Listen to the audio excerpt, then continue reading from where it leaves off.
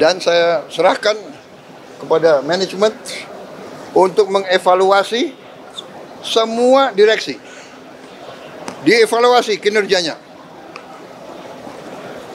dan wataknya, akhlaknya, dan prestasinya. Kalau dia tidak berprestasi, kalau dia malas-malesan, kalau dia lakukan praktek-praktek yang nggak benar, menyalahgunakan wewenang, menyalahgunakan fasilitas, saya minta diganti. Tadi arahannya apa aja, Bapak? Jadi meeting berlangsung apa? Ya, jadi tadi saya menyampaikan bahwa Danantara ini adalah kekayaan bangsa Indonesia. Harus dikelola dengan sebaik-baiknya, dijaga, dirawat dengan sistem yang transparan dan sangat ketat. Karena ini adalah kekayaan yang luar biasa dan bisa mendorong kebangkitan kita. Kita kelola dengan baik, kita hitung aset-aset kita, ternyata kita kaya. Mungkin sebentar lagi kekayaan Danantara akan tembus 1 triliun US dollar. Dan kalau dikelola dengan baik, ini bisa menghasilkan dana yang besar untuk bangsa kita. Itu pendekatan saya seperti itu. Saya minta atas nama bangsa dan rakyat, saya minta semua direksi berbuat yang terbaik. Tinggalkan praktek-praktek zaman dulu mungkin yang kurang efisien, atau ada praktek-praktek yang nggak benar, harus ditinggalkan.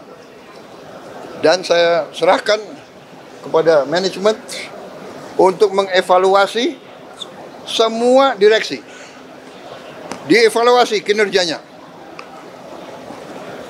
dan wataknya, akhlaknya, dan prestasinya. Kalau dia tidak berprestasi, kalau dia malas-malesan, kalau dia lakukan praktek-praktek yang nggak benar, menyalahgunakan wewenang, menyalahgunakan fasilitas, saya minta diganti. Yang baik dari bawah, dari dalam, kalau bisa dipromosikan. Kalau tidak, cari ahli yang baik. Tapi tidak boleh yang tidak profesional.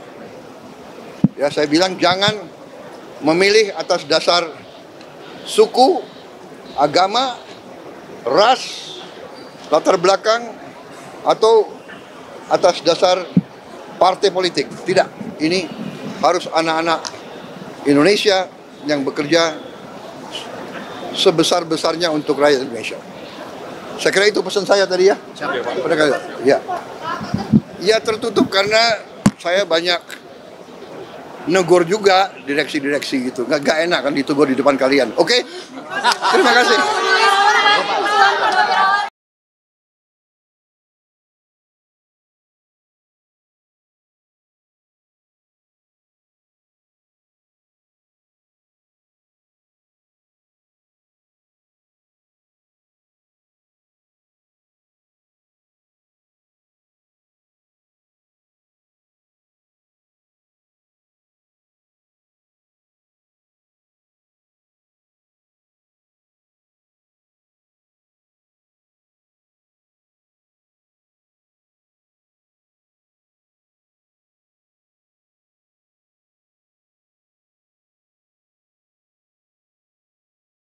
Ini adalah untuk kepentingan rakyat, untuk kepentingan anak cucu kita, sehingga membutuhkan semua lapisan dari negara, dari dunia usaha, dari koperasi, bersama-sama untuk kepentingan yang lebih besar agar bangsa kita menjadi bangsa yang mandiri. Tadi arahannya apa aja, Bapak? Jadi meeting berlangsung apa? Ya, jadi tadi saya menyampaikan bahwa Danantara ini adalah kekayaan bangsa Indonesia. Harus dikelola dengan sebaik-baiknya, dijaga, dirawat dengan sistem yang transparan dan sangat ketat. Karena ini adalah kekayaan yang luar biasa dan bisa mendorong kebangkitan kita. Kita kelola dengan baik, kita hitung aset-aset kita, ternyata kita kaya. Mungkin sebentar lagi kekayaan Danantara akan tembus 1 triliun US dollar. Dan kalau dikelola dengan baik, ini bisa menghasilkan dana yang besar untuk bangsa kita. Itu pendekatan saya seperti itu. Saya minta atas nama bangsa dan rakyat, saya minta semua direksi berbuat yang terbaik. Tinggalkan praktek-praktek zaman dulu mungkin yang kurang efisien, atau ada praktek-praktek yang nggak benar, harus ditinggalkan. Dan saya serahkan kepada manajemen untuk mengevaluasi semua direksi. Dievaluasi kinerjanya.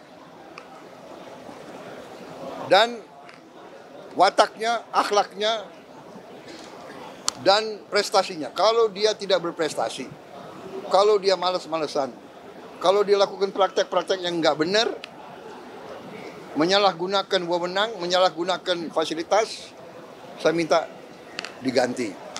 Yang baik dari bawah, dari dalam, kalau bisa dipromosikan, kalau tidak cari ahli yang baik. Tapi tidak boleh yang tidak profesional. Ya, saya bilang jangan memilih atas dasar suku, agama, ras, latar belakang, atau atas dasar partai politik. Tidak, ini harus anak-anak Indonesia yang bekerja sebesar-besarnya untuk rakyat Indonesia. Saya kira itu pesan saya tadi ya. Ya. Ya, tertutup karena saya banyak negur juga direksi-direksi gitu. Nggak enak kan ditegur di depan kalian. Oke? Terima kasih.